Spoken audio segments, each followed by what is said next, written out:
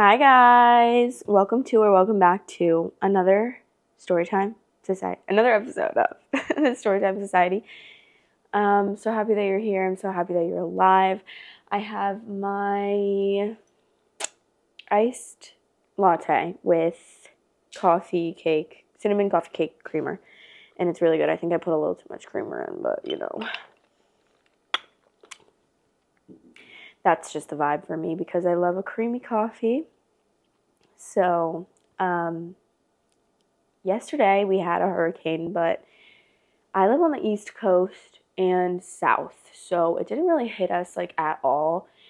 I was honestly scared and I never really get scared from the hurricanes, but people were really hyping this one up, which I know that it definitely did damage on the West Coast, but it seemed like it was supposed to do damage to the whole entire state, but all we really got, it barely even rained yesterday. It rained a lot the days prior to yesterday, but all that really happened was it was super windy and the wind was waking me up a little bit overnight, but that's really all. And I'm very grateful for that because I can't even imagine being in the situation that the people on the West Coast are in right now, having to worry about all that after already being hit by Helene.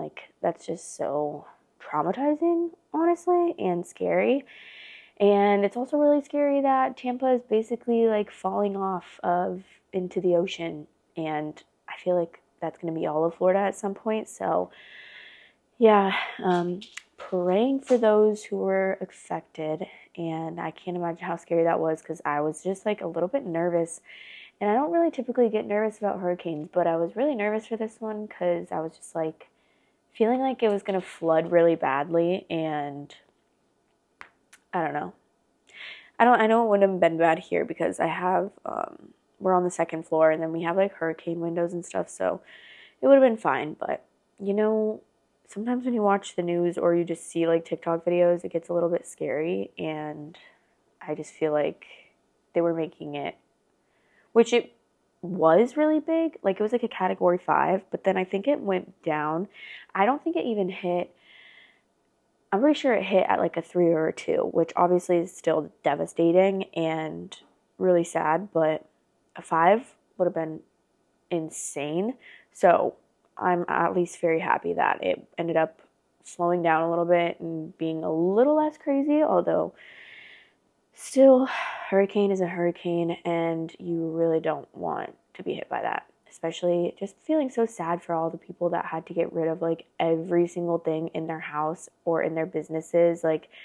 That's just it's just devastating and it's really sad. So sending lots of prayers and happiness to them, because I know that some people aren't even allowed to go back to their homes yet because the county is closed because it's too flooded and the area is just not safe enough for them to go back and stuff. So yeah, but anyways, yesterday, since the hurricane was slow, going super slow, so it was not really even, it was really just gloomy all day yesterday, and it wasn't supposed to hit until 2 a.m. last night. And so I think it was 12 yesterday, noon yesterday, and my friend worked from home, so I went over to her house and we sat together with we had a couple, because sometimes when you're, and it's a hurricane, I feel every time that happens, it's always you try to make light of it, so you have a little hurricane party, every single year at school. When there would be a hurricane, obviously we'd be very happy that we would have out of school, but then at the same time it's you're happy, but then also it's you're sad because people are affected, and that's obviously very sad. But then you get really scared, so you're just trying to make light of it and let's just all come together and have a little hurricane party, do some drinking games or something. But yesterday, me and my friend, we were hanging out all day, and we drank some champagne with pizza. We had pizza and we were just having a ball. We were watching a scary movie. We were watching The Nun 2, and then we were watching some other random stuff, and it was just really fun. I was there from 12 to 5:30 or 6, and then I went home because it was starting to get a little bit windy out, and I was a little nervous that my car was going to blow away. And also, we really thought that it was going to be flooding, so we were a little bit nervous about that. I thought that by the time I left her house, I was going to be like screwed. It was going to be so flooded, and we didn't get any flooding, thank God. Literally, thank God, because I don't been stressed driving in a flood. I always see those videos, and it's so scary looking when people are just driving through so much water to the point where their cars are totaled, like they are done for. So yeah, and that's my updates. I don't really have much else to say other than that. I've just been kind of awaiting the storm. And oh, I wanted to say something, and I don't usually talk about this kind of stuff, I feel like, but I feel like a lot of the like buzz around the Menendez brothers right now is happening, and this is a case I've been familiar with for the past few years, so I have been very up to date on everything that like happened with them and what happened, like why they went to jail and why, or prison, and why they did end up killing their parents. Obviously, I didn't know super like in-depth details, but I knew enough in the premise of the case and stuff, and I always had my own take like before any of this came out, which I always personally stood with the Menendez brothers, because I feel like unless you're put in that situation, first of all, I hate when people give their opinion on something that they've never gone through, which I'm about to do, but like I feel like personally you can't say for sure like what you would do if you were in that situation unless you were in that situation, and I can't even imagine how that would alter your brain, being molested by your dad and then having your mom basically being completely okay with it. Like, that is just actually insane behavior. Who is to say that you wouldn't do the same thing, you know? Like, who is to say that your brain wouldn't be so altered being molested by your dad since the age of 4 years old that you wouldn't want to like just, you know, plan their demise? I don't know. I don't know what I would do in that situation because I've never been in that situation. So I think no one said that they, okay, the reason that I'm bringing this up in the first place is because I watch Plan Brie. If you guys know that podcast, Brianna Chicken Fry and Grace O'Malley, I don't really typically care about the drama with her. Like, a lot of people hate her, a lot of people love her. She's polarizing for some reason or the other, but I never really like would join in on that hate or anything. And I'm not saying I'm like hate her and she's like the worst person ever, but I was listening to that podcast where she was bringing up the Menendez brothers and asking what Grace's like opinion of that was, and they were going back and forth, and it just sounded extremely, extremely ignorant, and I got the worst taste in my mouth when they were talking about that because it just felt so uneducated, like such an uneducated, terrible take. It sounded like the only education they had is the fiction. Literally, it's based on a true story, that show that came out on Netflix, but it is not the true story. Their documentary that came out, that is way more of the facts, the story. This was for entertainment purposes. That was the series made by Ryan Murphy, which I watched it all. Don't get me wrong, I thought that was a very well-made show. But did it give a lot of bias? Yes, absolutely. People definitely, by the end, you're like, whoa, okay. Because, you know, you're seeing it in all these different perspectives. So every other episode, it's like changing your mind. Like, okay, well, maybe they actually, you know, it makes you change your mind. But then you have to realize that, like, this is a real case. This is real people's lives. Two young boys that made a decision that obviously wasn't the best decision, but that's the way that they felt. Their only way out was just seeing people being like, you can't kill your parents, like, just run away. That's just crazy to me because, number one, Eric tried to run away and he was brought back by his dad.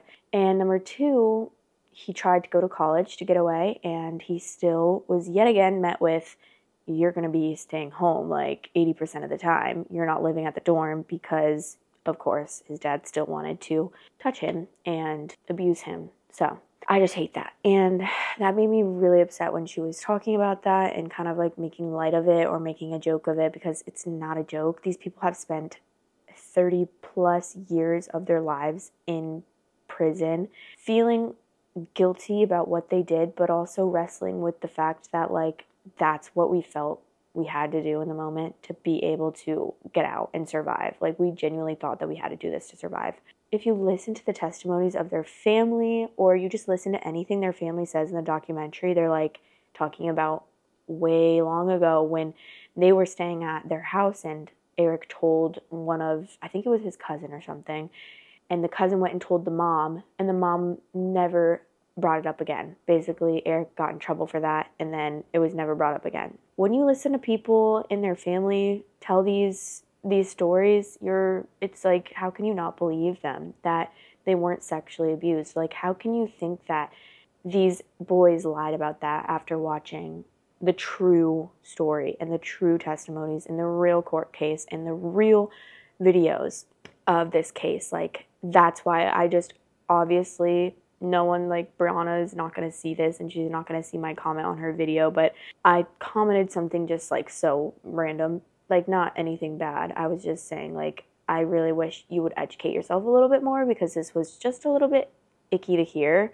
I don't want to be on the bandwagon of hate there, but when it comes to stuff like this, it's just, you have to be so much more empathetic when you're thinking about these types of situations. You can't be so ignorant to be making light of something that is so heavy, and you would never understand. Like, you would like, I can even say all of this and I can say that I'm empathizing with them, but I will truly never understand what they went through. That never happened to me. You know, I don't know. I just feel like it was just a bad take, and it left a bad taste in my mouth, and I've been seeing a lot of stuff about it after I watched that podcast, and a lot of people are thinking the same thing. So I just urge people to educate themselves before making comments like that, especially on a platform where a lot of impressionable people are listening. And I'm not saying that it's your responsibility to be a role model or anything, but it is your responsibility to, like, not be ignorant with things. And yeah.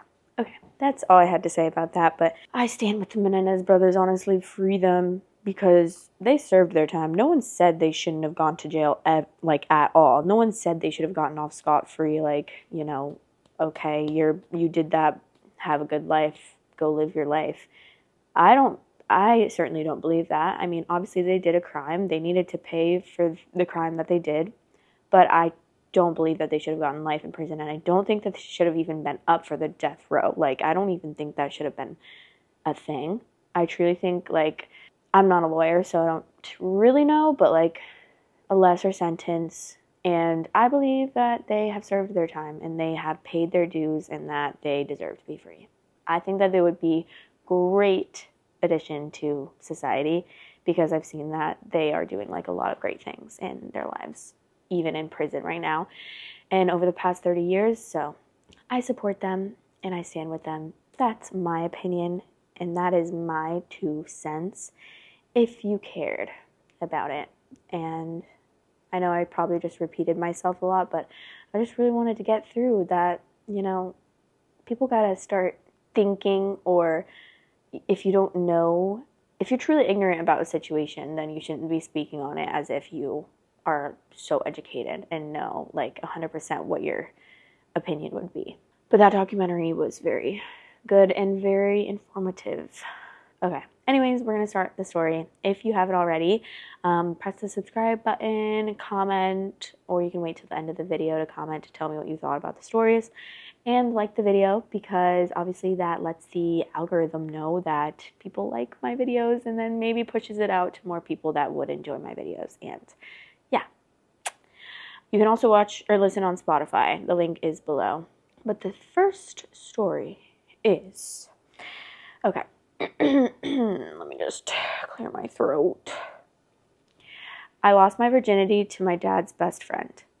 I, 47 female, lost my virginity to my dad's best friend, Andy, when I was 20. At the time, he was around 40. Andy was an amazing guy. He could tell a story that kept you on the edge of your seat from beginning to end, or make you snort with laughter for hours. I was living with my parents and commuting to college. My parents were going through a rough patch, so Andy came over a lot to drink with my dad in the basement and listen to him whine about my mom.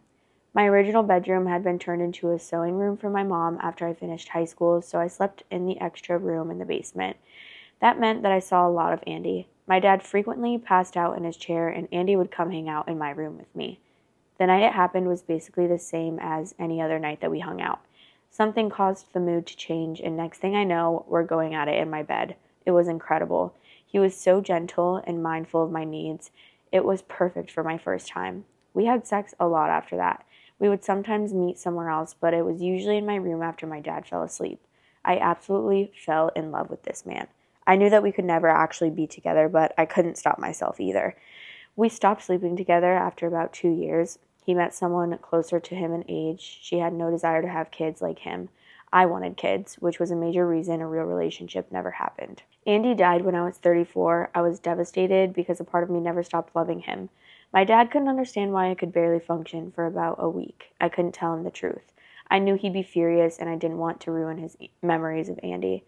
I found some pictures of him in the back of my dad's closet while we were packing up for him to move. They were from around the same time that he took my virginity. Andy's been gone so long, but seeing those pictures felt like reopening the wound. I guess I'll never really get over his death completely. I'm married now with 3 amazing children, and I'm happy. But they say you never forget your first time, and I'll never forget that wonderful man. Edit, I initiated things the first time we slept together. We were being flirty, and I kissed him. I also did some other things that made it clear what I wanted. Oh my God, I can't even imagine that. I mean, girl, no judgment, but I would never want to sleep with any of my dad's friends. Ew. I don't know how I feel about this. I guess it really just depends, like, how long that she's known this guy, because for me, it's like if I meet someone, okay, let's say I'm 35, and when I was younger, when I was 15, I babysat a 10-year-old. And then in 20 years, I'm 35, and I run into this 10-year-old, but they're 30 at this point. 30 and 35 is obviously not a crazy difference. Like, I see nothing wrong with that. But the fact that you knew him when he was 10 and you were babysitting him is weird to me. And I would never be able to date someone that I met at that age. Even though I was also like that age, it's just weird to me. Like, you're 10. Sorry. You are 10 years old. You may be 30 right now, but you're 10 in my brain. And I babysat you. So I would rather not, So I don't know. I think that depends. Like, obviously 40 and 20 is a very big age difference. And like, I think if I was 20, I definitely did not have a developed brain. But it's definitely better than like 18 and 40, I guess. It's really not that big of a difference. But I just don't know how I feel about it. But she's 47 and she seems to be fine. So that's all that really matters. But some of the top comments. Dad, why are you sad? Daughter, you had a friend in me. Oh my God, stop. Someone said, I don't know if that is reckless or brave of Andy to screw his friend's young daughter in her father's house. While the father was there in the house, and on top of that, on multiple occasions, and on top of that, your father knew Andy was in the house because you said you guys would hook up after your father fell asleep, which happened after he would be hanging out with Andy in the house. That is wild to me, they said, which I agree. That is pretty crazy. Like, I can imagine I would feel very used if I was the dad, and it's like, oh, so you were just coming over to wait for me to fall asleep so then you could screw my daughter? Like, from a dad's perspective, I would have beat him senseless. I know you guys stopped sleeping together after 2 years, but did you guys keep in contact to a certain extent? I'm so sorry for your loss. What was it about Andy that you were attracted to other than the fact that he was funny/hilarious? I know you said you are happy, but if a magical genie approached you, said he could rewrite your history so that you were with Andy and had kids with him, would you take that deal, also assuming the genie could prevent his death? OP responded to that and said, okay, a lot of questions here, so I'll try to answer them one by one. I moved away after I graduated college and ended things since there was no real future with Andy. We did keep in touch by text and email, and I'd see him at events or hanging out with my dad when I went back there. Our contact decreased to basically birthday and holiday well wishes after he got serious with his future wife. The biggest thing that attracted me to Andy was his charisma and kindness, but I won't lie and say his looks had nothing to do with it. If the genie approached me at 22, I would have said yes in a heartbeat. But now I can't imagine my life without my husband or my kids. So I have to turn down the offer. I definitely wish Andy back to life, though. Aw, that's nice. Someone responded, no. 3 is the wisest answer given the situation. I do feel for you, and I wish the best for you and your family. Maybe your memory about Andy won't be gone, but hopefully the grief would soften along the life journey. Well, that's good. I was expecting her to be like, yeah, I would bring him back to life and I would marry him and replace my husband with him and have kids with him instead. Like, I was expecting that, but I'm glad that she didn't say that because I would have been very disappointed. Because I feel like when you have kids, like, obviously you know that your kids wouldn't be they would be different kids if you had them with a different guy. So saying that you would rather have been with this guy than the guy you're with now would have mean that you are accepting that you know that your kids wouldn't be the same kids and you'd have different kids, which would be really sad. And I feel like that would just be kind of scary if you would say that, in my opinion. Oh, not the cold drippity drip. All right. This one I'm not really sure about, but the title seems stupid and might be interesting. Okay. My nose is dripping yet again. I think I effed up by enraging the parents of my girlfriend by pretending not to know what a potato is. Let me tell you that I have made a bad mistake this evening. My girlfriend, who, let me tell you, is only my second girlfriend of all time, said I am invited to dinner with her and her parents. I was very nervous and bashful to be invited to such a situation, but I knew it must be done. I met them nicely, I should tell you, and it started off in a good way. The idea slapped my mind that I should do a comic bit to make a good impression and become known to them as a person who is amusing.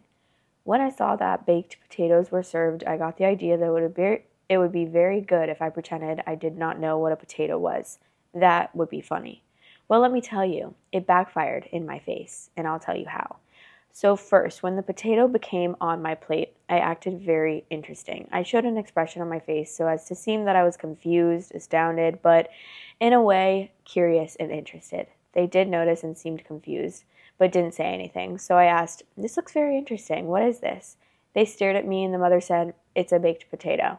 And I was saying, "Oh, interesting. A baked, what is it again?"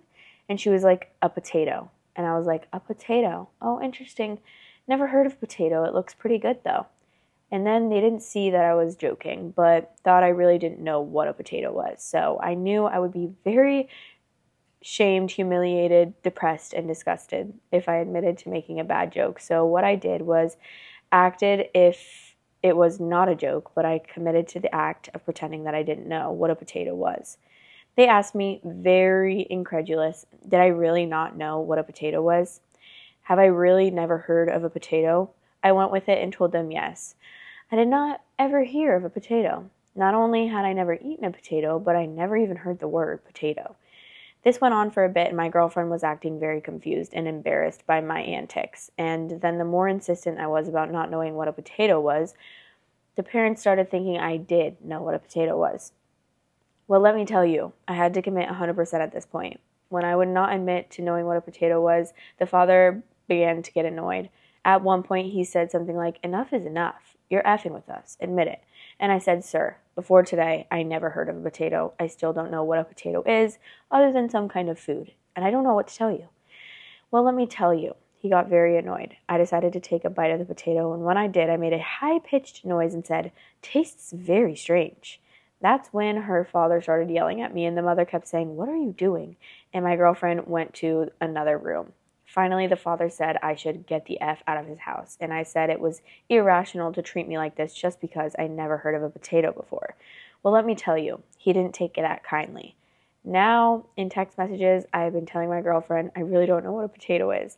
The only way I can ever get out of this is for them to buy that I don't know what a potato is. I wish I never started it, but I can't go back. I think she'll break up with me anyway. Well, the fact that they're that mad about you not knowing what a potato was, like, what if you actually weren't joking? You're obviously being, like, saying that you really don't know what a potato was. So, like, I feel so stupid talking about this. The fact that I'm talking about, like, a potato, not knowing what a potato was.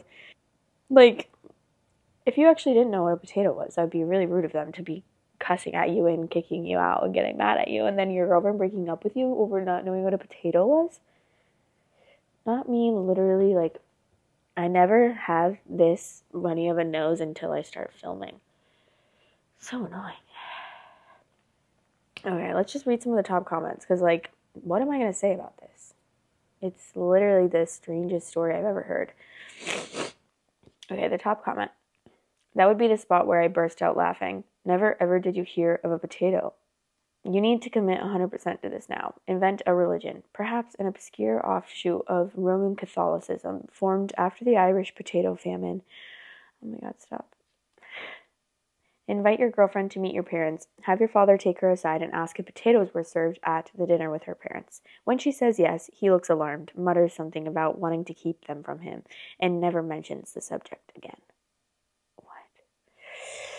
Okay, well, I'm going to move on from this story because I feel very silly, but hopefully his girlfriend doesn't break up with him because he didn't know what a potato was. Because for all she knows, he actually doesn't know what a potato was.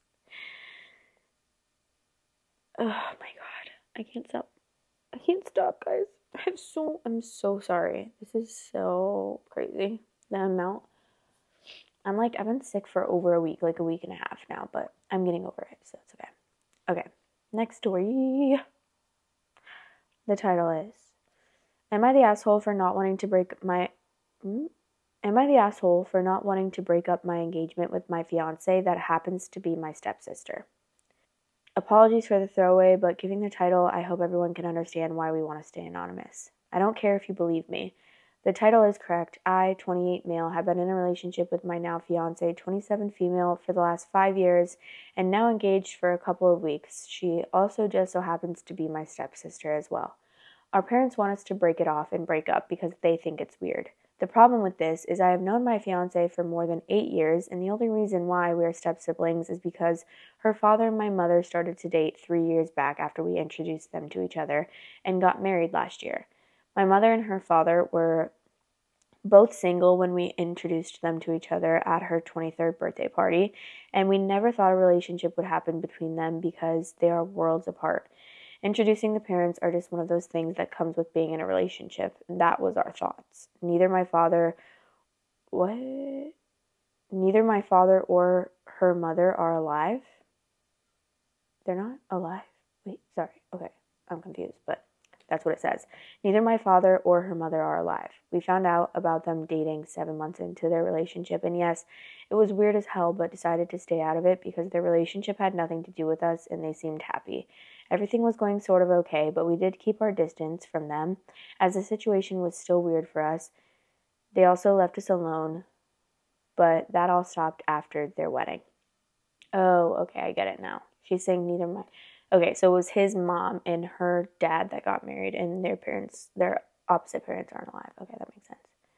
Everything started with weird comments from them here and there, and my mother all of a sudden started talking to me about this pretty girl she works with, or the new girl at the grocery store, wanting to introduce me.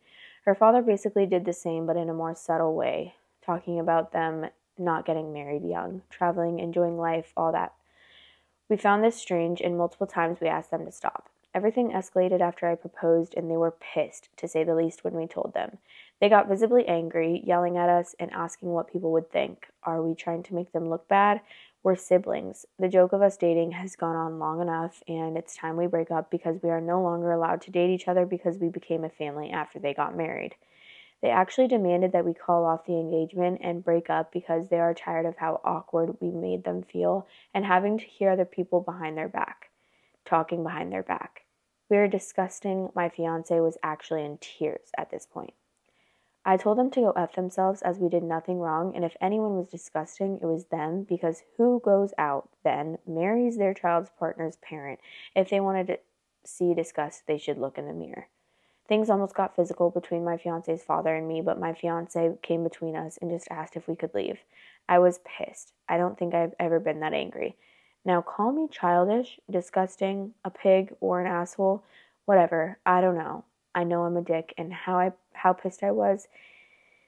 I wanted to get one last jab in before leaving their house. Just before I walked out the door, I yelled, "Don't worry about us. Just know I will enjoy effing my sister tonight." She was pissed at that comment and told me in the car that that was unnecessary. But the next morning, after all the emotions weren't so high, she actually laughed at it, but still told me that it was unnecessary, and I kind of agree with her. Our phones have been going crazy with all the calls and texts telling us they refuse to support us and will cut us off if we decide to continue on dating and a bunch of other things I don't think is allowed on here. Me and my fiance are on the same page. We will not be breaking up or calling off anything, and if that means we do some cutting off, we are happy to do so. I know it looks bad looking from the outside, as we are technically step siblings, and I don't want to sound like a 9-year-old, but we dated first. What if we're already married? Will then they demand that we divorced? She agreed with me posting, but under a throwaway, to ask for judgment because this whole situation and their demands are complete shit in my opinion. I'll give additional information if needed, depending on what is asked. Am I the asshole? And then there's an edit. If and when our parents show up again, which they will, I'm working on a couple of more jabs. If you have any, please share. Petty as F over here. Okay, well, first of all, that's crazy of them. Like, to all of a sudden, you guys have been together for 5 years and your parents have been together for 3. So why did they think that they have, like, the audacity to tell you guys that you need to break up when you guys were literally dating first? Like, it's not rocket science. Yeah, if you guys get married, you're making these people step siblings. You knew that before you got married because they were already dating. So, like, you should have just accepted that consequence. And also, I mean, what if they got like exactly what he said? What if they got married before the parents got married? Then what? The parents would still get married, make them step siblings, and then be like, you guys need to get divorced. Because they've been together for 5 years, why would they just break up now? They obviously want to be together forever. So you're going to have to deal with that. Like, I don't know. It's point blank, period. I feel like it's just crazy that they think they have, like, the right to say that they should break up.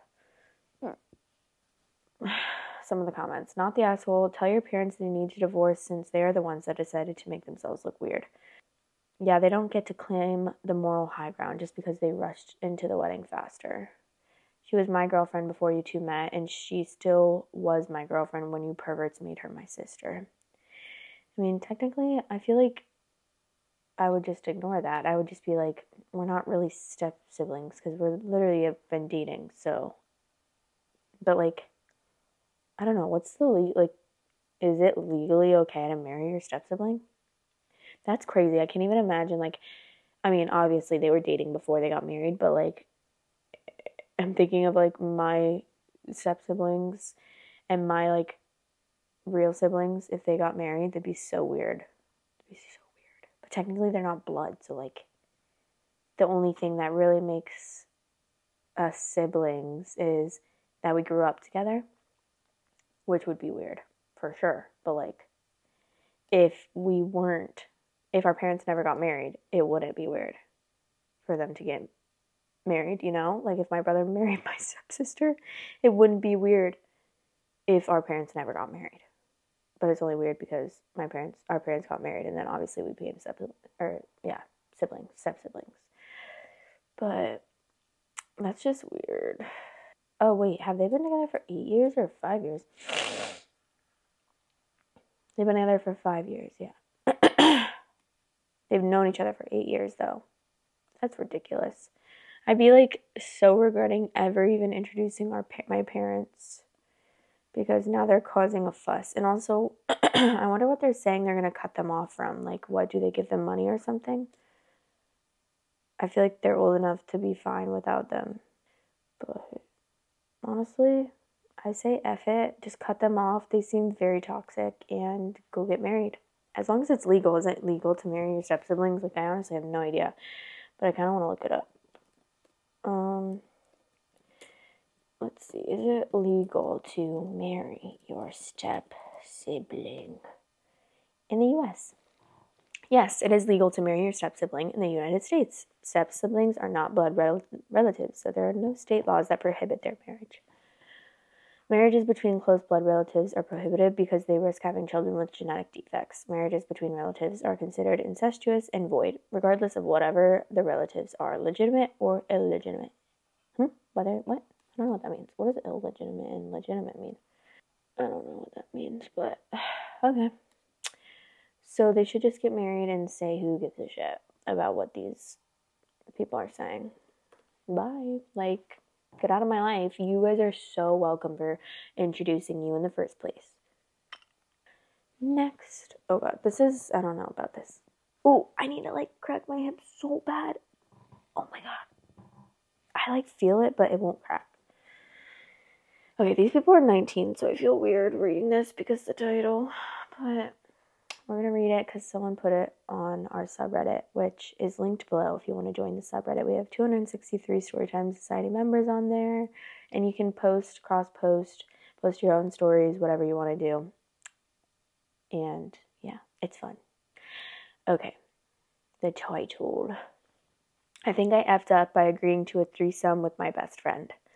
I, female 19, and my best friend, Eva, female 19, have been inseparable since 5th grade. Her and I are polar opposites. I'm mixed on the shorter side with brown eyes and hair, and a bit chunky, I'll admit, while Eva is white, blonde hair, green eyes, with a lanky, athletic build. She's very extroverted. I'm on the shyer side. She's the one that got all the boys' attention. I was a supportive best friend. I've always thought that she was the most attractive girl I've had the pleasure of meeting. Earlier last week, Eva said she's been watching a lot of threesome porn and started having thoughts about being with another girl. I'm bisexual myself and pretty shy when it comes to sleeping with people, as I only lost my virginity last year and have had one sexual partner since. Eva, again, is the exact opposite. She's been sexual since her early teens and has been open about her sex life. We've always joked about being gay for each other. We give each other a quick peck on the lips when we have to go after hanging out, and we even made a pact that if we're not married by 30, we'll marry each other. So this led to me jokingly saying we should have a threesome with someone to find out if she's bi or not, and she seriously agreed, which I obviously didn't turn down. We decided to make a Tinder account with both of us, explaining how we just want someone, preferably a guy, as to her request, to join us, no strings attached. After finding a suitable match, we met up beforehand to explain the boundaries and rules that we talked about. The next day would be when it all happened. For me, it was a great experience, and afterwards, Eva agreed. Now, as much as me and Eva are the opposite, one thing we absolutely do have in common is our taste in men. I don't want to sound pretentious, but I do feel the man paid a bit more attention to me than her. Later, the guy we were intimate with gave me his number afterwards while Eva was cleaning up in the bathroom. I thought he did the same with her, but this is where it all falls apart. After the fact, she said she knows she said no strings attached, but she wanted to see the guy again. I, of course, told her to go for it, but when she checked on Tinder to message him, he was unmatched. She wasn't too happy about it. I just said to text him, and she said that she didn't have his number. Confused, I said, well, he gave it to me. She got absolutely furious, saying how that was selfish and rude, that I was trying to keep him for myself and I wanted too much attention from men. I tried to explain that I thought he had also given her his number, but she wouldn't listen. We haven't had a big fight like this ever. She hasn't called or texted me back since then. I feel like such a bad friend for letting a random person come between us like that. I will admit I did text the guy telling him the situation, and we have had a couple conversations since. I just don't want 8 years of a friendship going down the drain, especially if it's my fault. First of all, it's not your fault. Second of all, it sounds like this girl is the type of girl that always gets, like you said, she always gets the attention from the boys. So it seems like she's so used to always getting the attention from the boys, and she never has to, like, you guys have never had that situation before, it seems like. So now that you're the one getting attention from the boys, she can't be happy for you, and she just thinks it's like a lack of something that she's lacking, you know? So I feel like she's getting insecure, and she feels like you can't have anything. Like, they're supposed to like me. Like, they always like me. Why is this one liking you? Like, you know? So I would say that she's being a bad friend. And obviously, if this guy's interested in you and isn't interested in her, then she can't change that. So, like, she should just be happy for you. And if you wanted to pursue things with her, like, if that were me, I would have been like, oh, like, obviously, yeah, I'm a little bit bummed because I also, like, hooked up with him. But also at the same time, I'd be like, but that's great because we both did. So it's like, if he chose you, you know, that's great. Love that for you. Like, go get him, because especially if you're the one that's always getting the guys, and then, like, your friend isn't as much, then you should just be happy for your friend. Okay, let's see. That's freaking garbage. You didn't let a dude come between you. She did. She got mad that he preferred you. You weren't trying to keep him. You encouraged her to go for it. She should be happy for you, not mad at you. I agree, but not ruling out that the dude did come between them. I was about to say how, but now I get the joke. Okay, slay. You should not feel bad even in the slightest. You did nothing wrong. Your friend simply cannot handle the fact that a guy liked you and not her. I don't know what you should do, but it would have been nice if your friend was supportive like you. Yeah, so true. Someone said she's used to being the hot one. Reality checks hit you hard sometimes. I was once at a bar in college and 4 girls took a selfie together, and the one holding the phone for it checked the result and went, "Oh my god, you look better than me. Let's take another." And all I could think about was how much that girl must suck as a friend. You did nothing wrong. Give her some time to cool off. But if she refuses to move past this, then the friendship wasn't as strong as you thought. I'm sorry this happened. Fighting with the long-term friends always sucks, and I hope she comes around. Yeah, it seems like the blonde girl might be keeping her around to feel beautiful and confident in herself.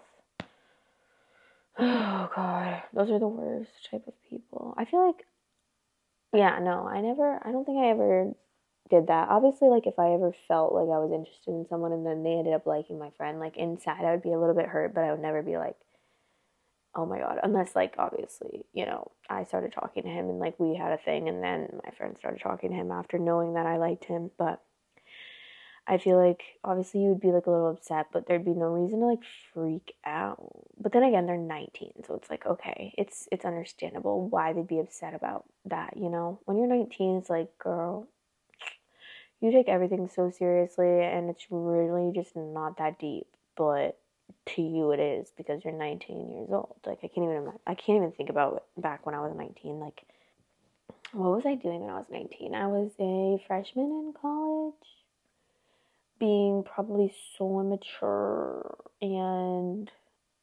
definitely going out a lot with my friends, that's for sure. And that's pretty much it. And then I had my boyfriend at the time, being probably crazy. That's what I was doing at 19 years old. Taking way too many tequila shots and not remembering what happened the next day. But the way that I would never feel it afterwards, like, oh, it'd be so nice. I was like, just so much better at drinking alcohol back then. Now it's like, shots don't sit well with me. Like, please don't give me a shot because it never works out well. Ever. Ever. Disgusting. Like, seriously, the last time I went out, which I told you guys about when I was yelling at those guys and then I had anxiety for like a week after, it was not good because I took like so many shots of vodka and I also had like other drinks mixed with it, which is just never a good idea. Ever. Next story. Cha-ching. The title is, Am I the asshole for breaking up with my boyfriend because he refused to hold his sister accountable for violating my privacy? I, 26 female, was with my boyfriend Jake, 29 male, for 3 years. He's always been close to his older sister, Laura, 31 female, who has a history of wild behavior and poor decisions. From the start, I accepted that she was part of the package, but she's tested my patience countless times. She'd borrow my things without asking, show up unannounced, and once she even crashed on our couch for a week after an argument with her latest boyfriend. Jake would always excuse her behavior by saying she's trying her best or she's family, so we should be patient. A couple of months ago, Laura crossed a line. I'd left my laptop out while we had a small gathering at our apartment. While I was busy in the kitchen, she decided to snoop through my work files and discovered a confidential document I'd been working on. Without asking, she took screenshots and shared parts of it on social media as a funny post, adding snarky comments. This document contained sensitive information related to a major project, and her post did some serious damage to my professional reputation. I was horrified when I found out, but Laura just shrugged it off, saying I shouldn't leave things lying around if they're that important. She thought it was hilarious and refused to take it down until I threatened to report the post. When I demanded that Jake back me up and set firm boundaries, he refused. He said I was overreacting and needed to give her a break. He insisted that yes, Laura was wrong, but family forgives, and I needed to let it go. It didn't matter to him that her actions had real consequences for my career. He was more worried about how this would make family gatherings awkward. I felt totally unsupported and betrayed. After weeks of arguing, I told Jake I couldn't stay with someone who couldn't even stand up for me when his sister was clearly in the wrong. He accused me of being cold-hearted and of putting my petty grudge over our relationship. I ended it, and now he's telling everyone I chose my career over love, and that I'm abandoning him for something that's not even that serious. Even his family has been reaching out, calling me selfish for not giving her room to grow, but I can't shake the feeling that this was about more than just her mistake. It's about loyalty and respect. Am I the asshole for ending it over this?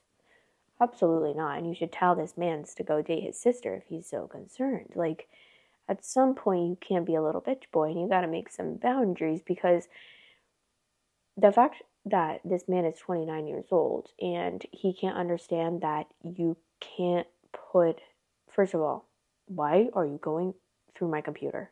Like, not only are you going through my computer, but you're going through my work files. And you're a 31-year-old woman. You should know better. Like, I'm so confused. You shouldn't leave things lying around as if she left the confidential agreement or document on the table, the coffee table, for everyone to look at. Like, that is not the case. You literally were snooping in her stuff. That's such an invasion of privacy. And this guy, like, likes his sister or something. Like, do they have a crush on each other? Because it's giving that. Like, it is really giving that they should just date each other, honestly, at this point. Like, oh my God. As a 29-year-old man, you would think that he would know better, because if that were me, I'd be like, that's ridiculous, and you need to apologize immediately. And then the fact that this girl is not even apologizing, and she's like, whatever. Like, yeah, I just ruined your whole entire life and leaked a document that you absolutely were not supposed to share.